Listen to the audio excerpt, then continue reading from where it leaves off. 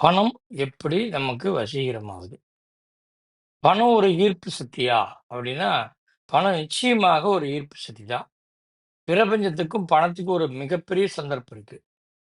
அதாவது பணத்தை எப்படி கையாளுவது? பணம் எப்படி நம்மகிட்ட வந்துட்டே இருக்கும்? அப்படிங்கிறது தான் மிகப்பெரிய ஒரு ரகசியம். இப்ப குருஜி, பணம் நெறைய நாங்க சம்பாரிக்கிறோம். எங்களுக்கு நெறைய செலவாகுது. எங்களால ஒண்ணுமே பண்ண முடியல.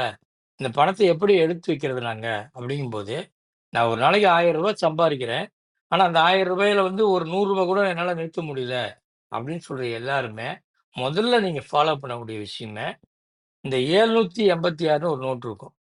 அந்த நோட்ட எடுத்துட்டு, அதுக்கு புனுகு, ஜவ்வாது, அரகஜா, கஸ்தூரி, கோராசனம் அப்படிங்கிற அந்த 5 பொருள் கலந்து குழப்பி, அந்த நோட்ல 4 வைக்க வச்சுட்டு, நடுவு ஒரு பொட்டு வச்சுட்டு, நீங்க அந்த நோட்ட ஒரு பேப்பர்ல பிளாஸ்டிக் பேப்பர்ல உள்ள போட்டு பாக்கெட்ல வச்சுக்கணும். ஒரு நாளைக்கு 108 முறை அந்த நோட்ட எடுத்து பார்க்கணும். நீங்க அந்த மாரி பாருங்க. உங்களுக்கு அந்த பணம் வசீகரமாக அமையும்.